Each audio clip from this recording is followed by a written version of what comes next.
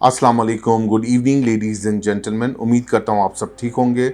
रमज़ान करीम to all our listeners and the clients of Foundation Securities. तो आज हम सबसे पहले ये देख लेते हैं कि मार्केट की परफॉर्मेंस और लिक्विडिटी फैक्टर क्या रहा ओवर द वीकेंड, जो वीक स्टार्ट हुआ है उससे लेकर अब तक की 3 दिन की परफॉर्मेंस कैसी रही है। तो अगर हम परफॉर्मेंस लेवल पर निगाह डालें तो पीर वाले दिन के AC100 index open at 65,948 index point के साथ, और आज वेडनेसडे के दिन it manages and settle to conclude at 64,048 index point के साथ मजमूई तौर पर 1900 पॉइंट्स की गिरावट देखी है इन द बेंचमार्क के AC100 index over the last 3 working days. अगर हम लिक्विडिटी फैक्टर पे निगाह डालें तो पीर वाले दिन के AC100 इंडेक्स में मजमूई तौर पे 251 मिलियन शेयर्स का काम देखा गया, followed by a very thin volumes witness on the Tuesday that is 126 million shares, और आज वेडनेसडे के दिन उसी लेगेसी को फॉलोड होते हुए देखा और 125 मिलियन शेयर्स का मजमूई तौर पे काम देखा गया इन द बेंचमार्क के AC100 index, almost over a flat performance on a day-on-day basis. Week started off with a very negative territory और हमने देखा कि एक ब्लड बाथ सिचुएशन नजर आई over the last 2 working days,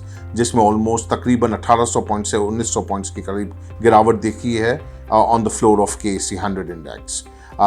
जो रीजन समझ में आ रहा है, जो कंसर्न्स इन्वेस्टर के हैं, वो IMF से next meetup by the government of Pakistan, जिसमें किस तरह की कंडीशंस आती हैं। 18 तारीख को मॉनेटरी पॉलिसी स्टेटमेंट ड्यू है, और साथ ही साथ कुछ रेगुलेटरी रिक्वायरमेंट्स की वजह से कुछ कंसर्न्स ब्रोकर्स के पॉइंट ऑफ व्यू से और margin requirement point of view से, ये वो फैक्टर्स हैं जिसकी वजह से हमने देखा कि मार्केट के अंदर एक सेलिंग स्प्री नज़र आया और एक मॉडेस्ट किस्म का जिसको कहते हैं आउटफ्लो नज़र आया इन नंबर्स, जो कि वॉल्यूम टर्म्स में इतना सिग्निफिकेंट नहीं है, बट चूंकि लैक ऑफ पार्टिसिपेशन था, lack of triggers on the positive territory था, तो जिसकी वजह से मार्केट बहुत तेजी से एक स्लीपिंग मोड में चली। गोइंग फॉरवर्ड हमें देखना ये चेकलिस्ट के अंदर 2-3 चीज़ें हैं जो हमें नज़र में रखनी है। 18 तारीख को State Bank of Pakistan is all set to announce its upcoming monetary policy, जो अगले 2 महीने की मॉनेटरी पॉलिसी होगी, और जिसमें ज़्यादातर जो कंसर्न पाया गया है मार्केट एक्सपर्ट्स का वो है अनचेंज की तरफ, that is 22%। So does foundation securities का रिसर्च भी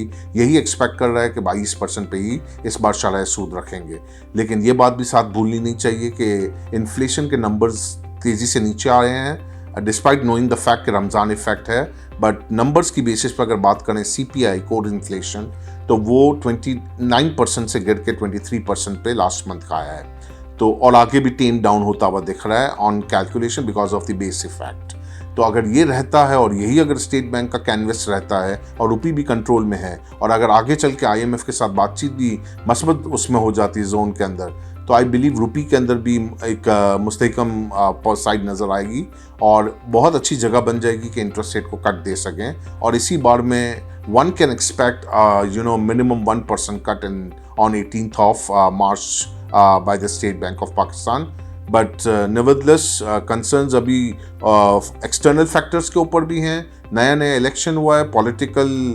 गिमिक्स भी ऑन है पूरे तरीके से, तो हमें ये देखना है कि जब ये स्टेबिलिटी फैक्टर थोड़ी नज़र आ जाती है तो फिर शायद स्टेट बैंक फर्दर 2 महीने का टाइम और खींचता है मॉनेटरी ईजिंग और टाइटनिंग पॉइंट ऑफ व्यू से, या कंफर्ट जोन में रहता है। तो खैर 2-3 दिन ही है जिसमें हमें स्टेट बैंक का भी अपडेट मिल जाएगी, और साथ ही साथ कंसर्न है हमारा IMF से बातचीत का। जो अगली किस्त के लिए वर्किंग है वो तो care taking setup maximum level पे करके जा चुका है। What next will be the new agreement, और वो न्यू एग्रीमेंट गवर्नमेंट चाहती है कि बड़े मुआहदे पे साइन हो जाए जो 6 से 8 अरब डॉलर के करीब हो, और जिसमें हमें टाइमलाइन अच्छी मिल जाए, और उसके बाद ये करंट गवर्नमेंट उसके ऊपर काम करना शुरू करेगी और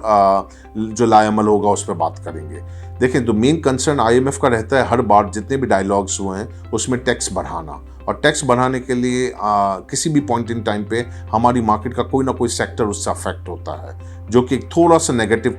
सेंटिमेंट्स क्रिएट करता है on the holistic performance of the market movement. So what I believe कि IMF की न्यूज़ के ऊपर मार्केट थोड़ी सी हैंकी पैंकी मूवमेंट्स रखेगी, और विज आपने वैल्यू एडेड स्टॉक्स अपने पोर्टफोलियो में रखने हैं, जो हाई डिविडेंड यील्ड स्टॉक्स हैं या जिनका परफॉर्मेंस लॉन्ग टर्म बेसिस पे होता है, जिनसे 1-2 दिन की मार्केट का कोई ताल्लुक नहीं होता। तो जिनकी अच्छी डिविडेंड यील्ड स्टॉक्स है वो लॉन्ग टर्म पोर्टफोलियो में रखें, और sales pitches relatively right now avoid करें थोड़ा सिक्लिकल्स को। Let the market stabilise at the current point, let the market decide its own equilibrium, and then we will move forward to the new height. So please share your valuable feedback here at info@fs.com.pk. Your valuable feedback is at most important to us. Till then, I, Faisal Dhedi, signing off. Take very good care of yourself and your investment too. Have a pleasant evening. Goodbye.